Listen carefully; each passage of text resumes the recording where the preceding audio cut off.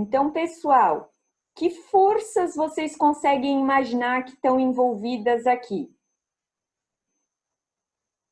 Pelo que a gente estudou na primeira apostila.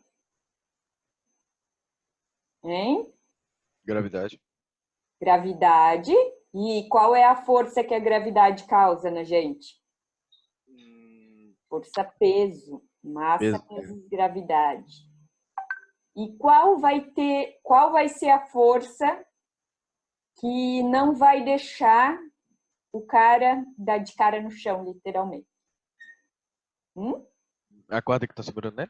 A corda que está segurando ele. E essa corda, como é que será que se chama essa força? O cara, quando chega lá embaixo, ele não fica assim, indo e voltando? Sim. Então, isso é uma força elástica, tá? Então, agora nós vamos trabalhar novas forças.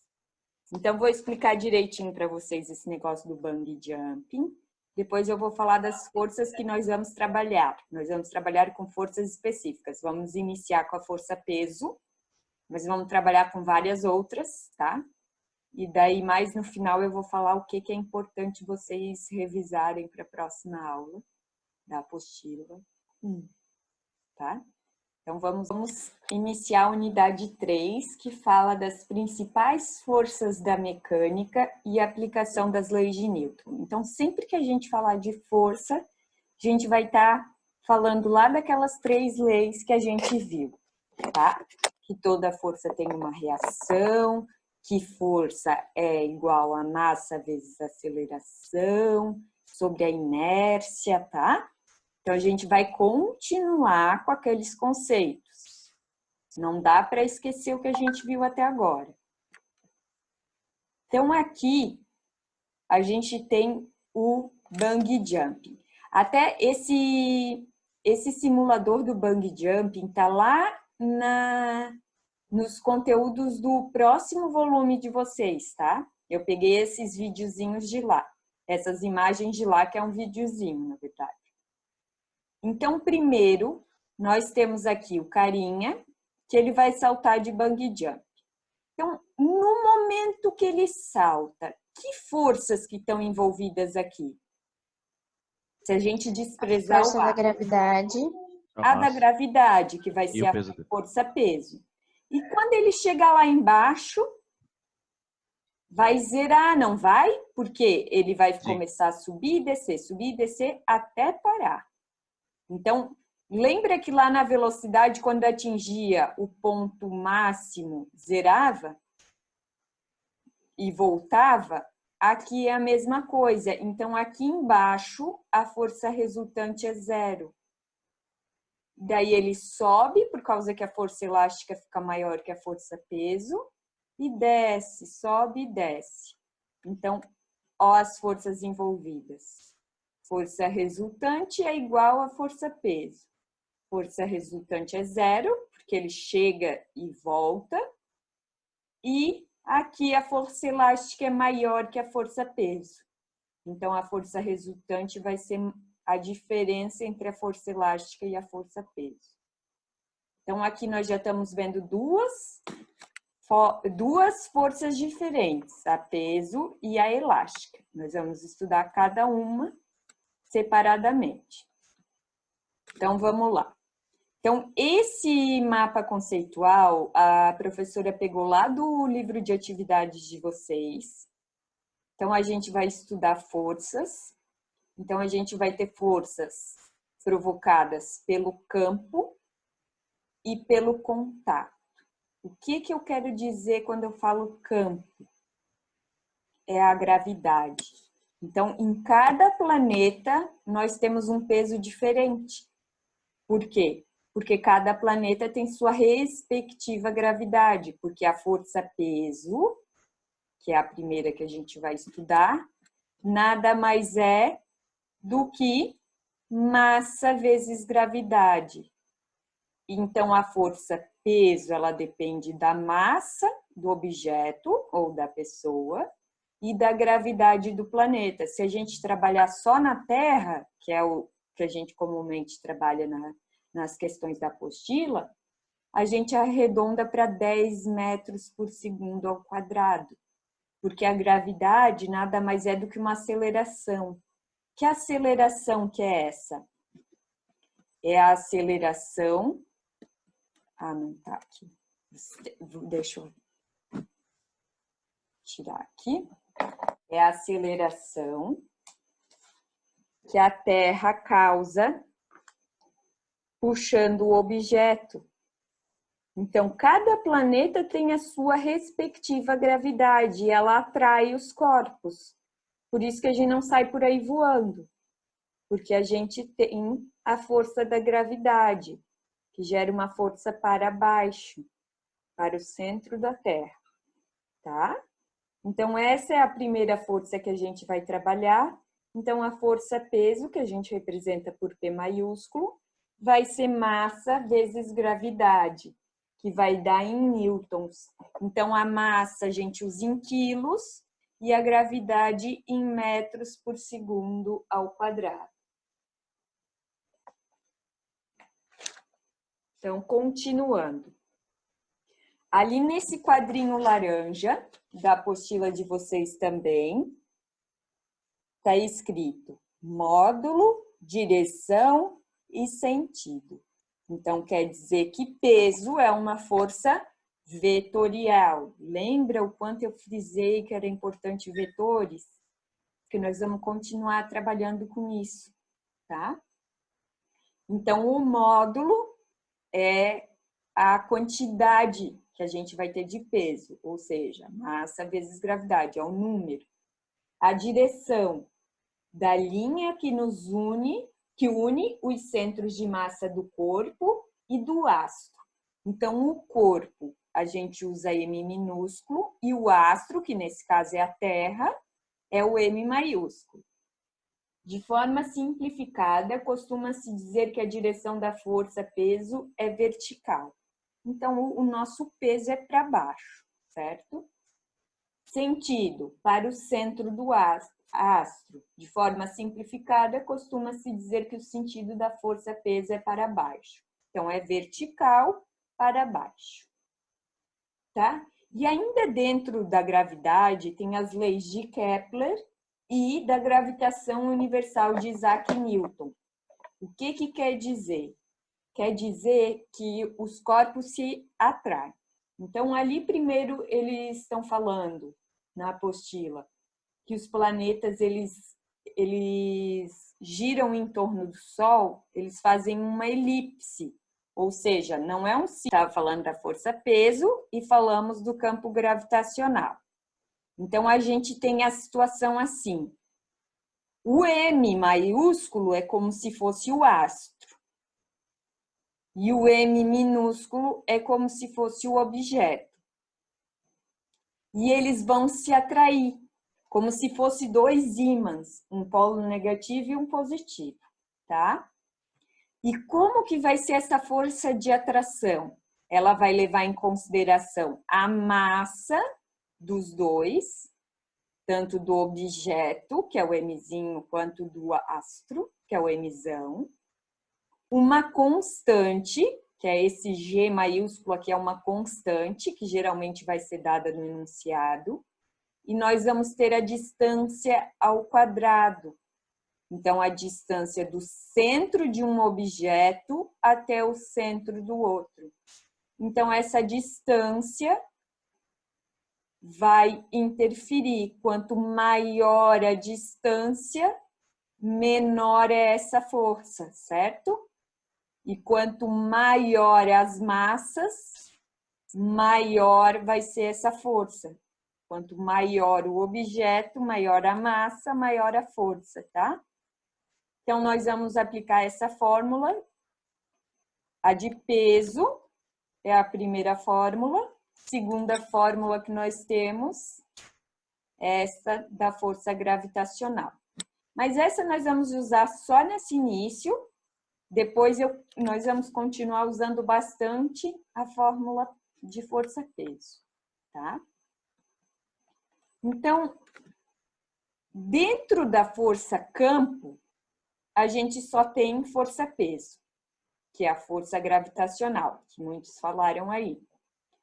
E, devido ao contato, todo contato gera uma força. A gente viu lá, força de ação e reação, força resultante é igual a massa vezes aceleração, e vai estar dividida em força normal, que nós vamos trabalhar hoje também, força de tração, que envolve um cabo ou uma corda, força elástica, que envolve um elástico ou uma mola, e a força de atrito. Então, num primeiro momento, a gente vai trabalhar só com força-peso, onde a gente não tem atrito, a gente despreza o atrito. Não é que ele não exista, a gente desconsidera, a gente finge que não existe. E num segundo momento, quando entra a força normal, a gente já tem mais forças envolvidas. Então, aqui eu só quero explicar para vocês a diferença de quando a gente está analisando a normal e a peso. Na verdade, a força normal, ela é sempre oposta a alguma força.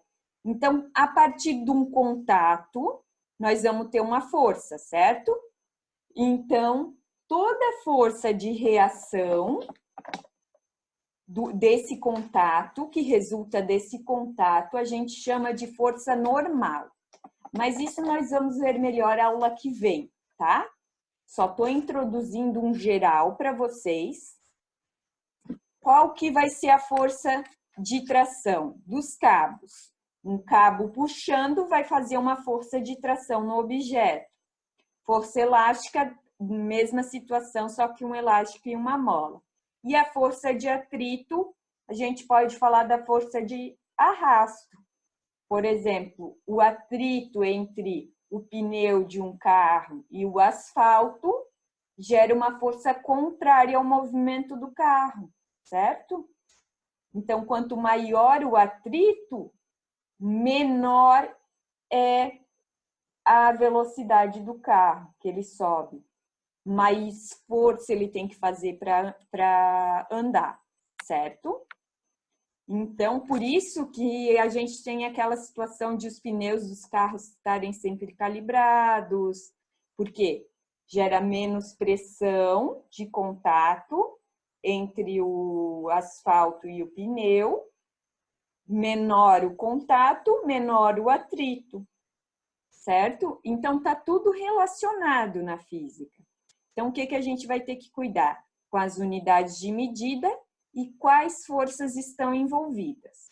Mas nós vamos por etapas, tá? Eu só estou dando uma introduzida em todas as forças que nós vamos trabalhar. Hoje, nós vamos trabalhar mais com a força-peso. E eu vou dar uma tarefinha bem importante para vocês, além das questões da apostila. Quero que vocês gravem. É isso, que quando a gente trabalha a força resultante, deixa eu copiar aqui. Quando a gente trabalha a força resultante, a gente vai ter força resultante, massa vezes aceleração. Para gravar. Então, vamos lá o exemplo para recapitular vetores. Então, deixa eu escrever aqui.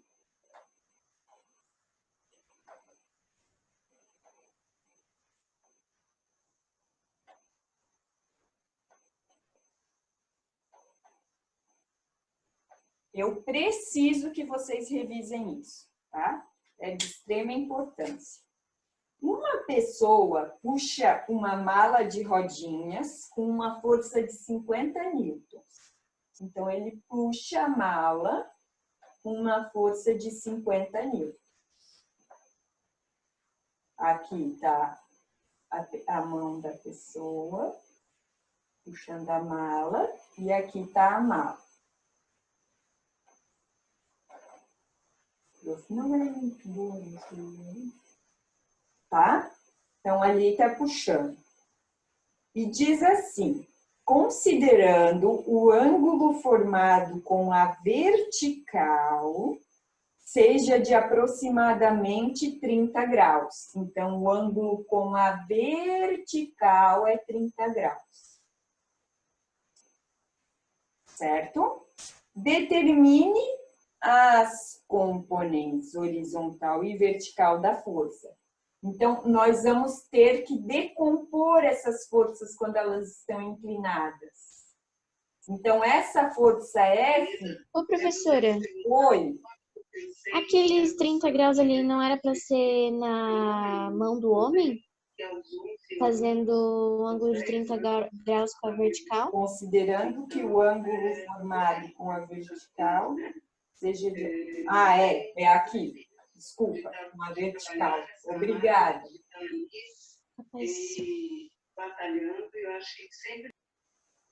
Então, vamos lá. Então, a gente vai decompor essa força em X e Y. Por que isso, gente? Porque dentro da física nós vamos trabalhar um somatório das forças 2 vezes na vertical e na horizontal.